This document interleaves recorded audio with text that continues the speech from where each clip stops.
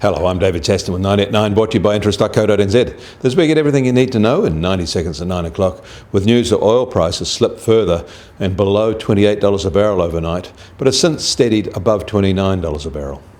The impending spike in supply from Iran is the driver. Their fresh start with the West opens up many new commercial opportunities, some for New Zealand, but it will also intensify some bitter rivalries.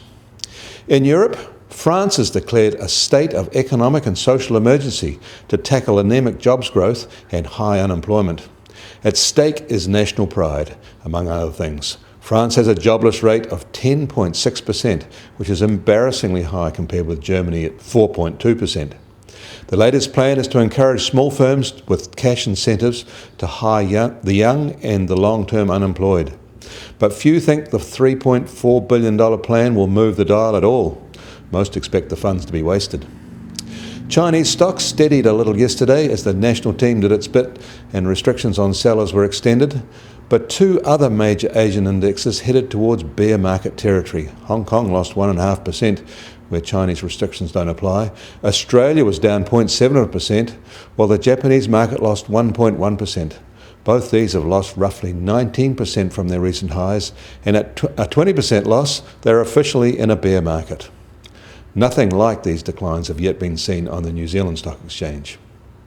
BNZ's parent, which is trying to quit the troubled UK division via an IPO in the UK, said the division could be worth as much as £2 billion UK pounds.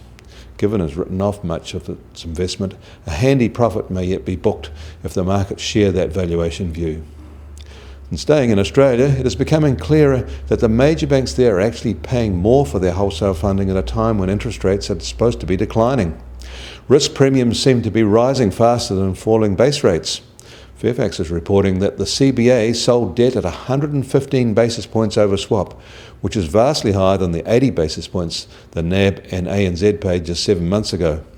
While wholesale funding is not their major source of funds, it is an important source, accounting for about a third of what they need.